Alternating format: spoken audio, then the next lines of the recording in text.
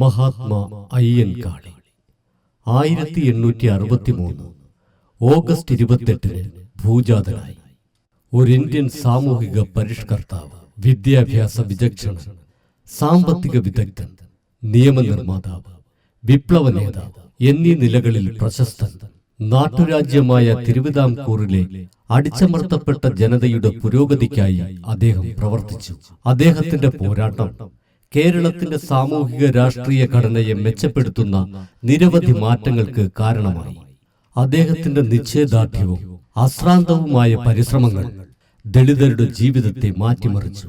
സഞ്ചാര സ്വാതന്ത്ര്യത്തിനു വേണ്ടി മഹാത്മാ അയ്യൻകാളി നടത്തിയ ഒറ്റയാൾ പോരാട്ടമായ വില്ലുവണ്ടി സമരം കേരളത്തിന്റെ എക്കാലത്തെയും രാഷ്ട്രീയ ചരിത്രത്തിൽ ധീരോദാത്തമായ സംഭവമായി എഴുതി ചേർക്കപ്പെട്ടിരിക്കുന്നു. തിരുവനന്തപുരം ജില്ലയിലെ വെങ്ങാനൂർ എന്ന ഉൾനാടൻ ഗ്രാമത്തിൽ പെരുങ്കാറ്റ് വിളയിലെ പ്ലാവറക്കുടിയിൽ 1863 ഓഗസ്റ്റ് 28 അയ്യന്റെയും മാലയുടെയും മകനായി ചിങ്ങമാസത്തിലെ അവിട്ടം നാളിൽ ജന്മം കൊണ്ടത്. അയ്യന്റെയും മാലയുടെയും കാളി എന്ന പുത്രൻ അധസ്ഥിത ജനവിഭാഗങ്ങൾക്ക് അയ്യൻകാളിയായി മാറി.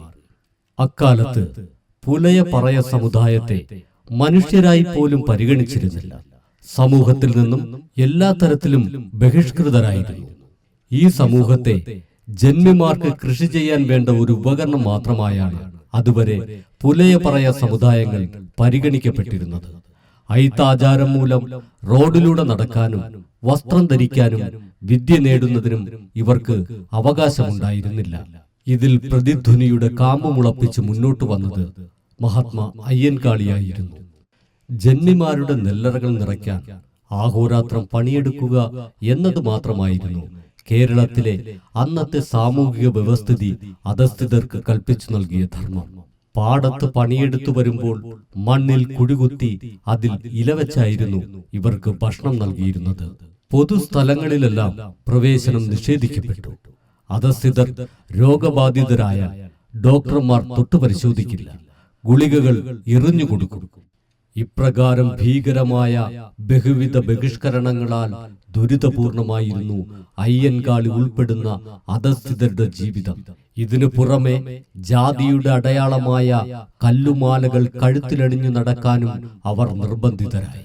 സവർണർ ഉപയോഗിക്കുന്ന പൊതുവഴികൾ പ്രയോഗിക്കുന്നതിനും അവർക്ക് വിലക്കുണ്ടായിരുന്നു. അരയ്ക്കു മുകളിലും മുട്ടിനു താഴെയും വസ്ത്രം ധരിക്കുവാനും അന്നത്തെ ഐത്താചാരങ്ങൾ പിന്നോക്ക ജനവിഭാഗങ്ങളെ അനുവദിച്ചില്ല. മാത്രവുമല്ല, പുതിയ വസ്ത്രങ്ങൾ വാങ്ങിയാൽ അതിൽ മണ്ണ് പുരട്ടി വൃത്തിഹീനമാക്കിയിട്ട് വേണമായിരുന്നു ധരിക്കാൻ. അടിമ കച്ചവടത്തിന് വിധിക്കപ്പെട്ടവരായിരുന്നു ഈ കൂട്ടർ. ചുറ്റും നടമാടിയ ഉച്ചനീചത്വങ്ങൾക്കെതിരെ അധസ്ഥിതരുടെ ഇടയിൽ നിന്നും ആദ്യമുയർന്ന സ്വരമായിരുന്നു അയ്യൻകാളിയുടേത്. സ്വസമുദായത്തിൽ നിന്നുയർന്നു വന്ന എതിർപ്പുകളെ അവഗണിച്ചുകൊണ്ട് 30-ാം വയസ്സിൽ കിരാത നിയമങ്ങൾക്കെതിരെ അദ്ദേഹം പോരിനിറങ്ങി. തുടക്കത്തിൽ അദ്ദേഹം ഏകനായിരുന്നു. പിന്നീട് ഏതാനും യുവാക്കളെ സംഘടിപ്പിച്ചു. ജന്മികളുടെ തടിമിടുക്കിനോട് മല്ലിടാൻ കായികാഭ്യാസിയെ കൊണ്ടുവന്ന് അടിത്തടവുകൾ പരിശീലിപ്പിച്ചു. തന്റെ കൂടെയുള്ളവരെ ഒരു ഏറ്റുമുട്ടലിന് സജ്ജമാക്കുകയായിരുന്നു അയ്യൻകാളി. അയ്യൻകാളിയുടെ നടപടികളെ സ്വാഭാവികമായും ജന്മിമാർ ധിക്കാരമായി കണ്ടു. അദ്ദേഹത്തെയും കൂട്ടരെയും എങ്ങനെയും അടിച്ചൊതുക്കാനായിരുന്നു പിന്നീട് അവരുടെ ശ്രമം. 1898-99 കാലഘട്ടത്തിൽ ബാലരാമപുരം, കഴക്കൂട്ടം, കണിയാപുരം തുടങ്ങി അദ്ദേഹത്തിന്റെ സ്വാധീന മേഖലകളിലെല്ലാം മാടമ്പികളുമായി ശക്തമായ ഏറ്റുമുട്ടലുകൾ ഉണ്ടായി.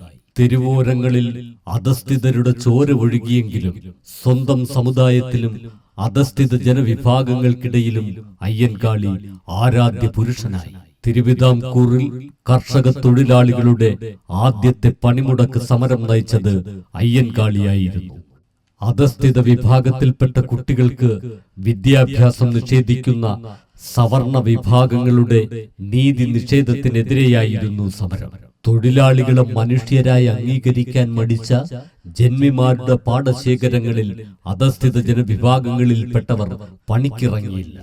തുടക്കത്തിൽ സ്വയം കൃഷിയിറക്കി പിടിച്ചു നിൽക്കാൻ മാടമ്പിമാർ ശ്രമിച്ചെങ്കിലും അത് പരാജയമായി.